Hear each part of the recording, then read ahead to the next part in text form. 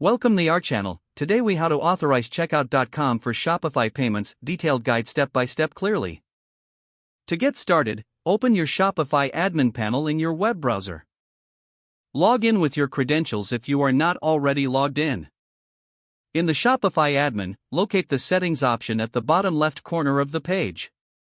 Click on Settings to access your store's settings menu. From the settings menu, select Payments to configure payment options. Scroll down to find the Alternative Payment Methods section. Here, look for checkout.com and click on Activate. You will be redirected to a new page where you'll need to enter your checkout.com API keys. If you do not have your API keys, open a new tab and log in to your checkout.com account. Once logged into checkout.com, navigate to the Developers section on the dashboard. From there, select API keys to find your publishable and secret keys. Copy the publishable key from checkout.com. Return to the Shopify Payments Settings page and paste the publishable key in the designated field. Now, go back to the checkout.com API keys section and copy the secret key. Paste the secret key into the appropriate field in your Shopify setup. Once both keys are entered, double-check for any errors. Scroll down and click the Save button to apply your changes. After saving, you will see a confirmation message indicating that checkout.com has been successfully authorized. Now, you can configure further payment settings according to your preferences.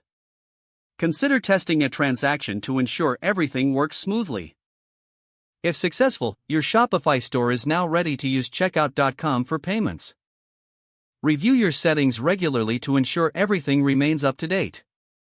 If the page does not load, refresh the browser or try again in a private or incognito window.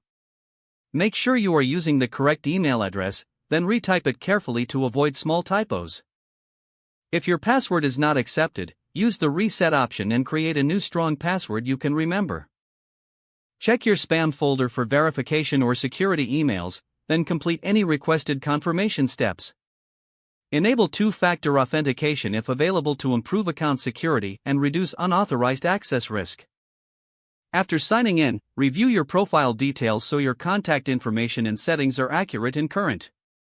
If you see an error message, note it down and try again after restarting your device and internet connection. Don't forget to like this video and subscribe to our channel for more step-by-step tech guides.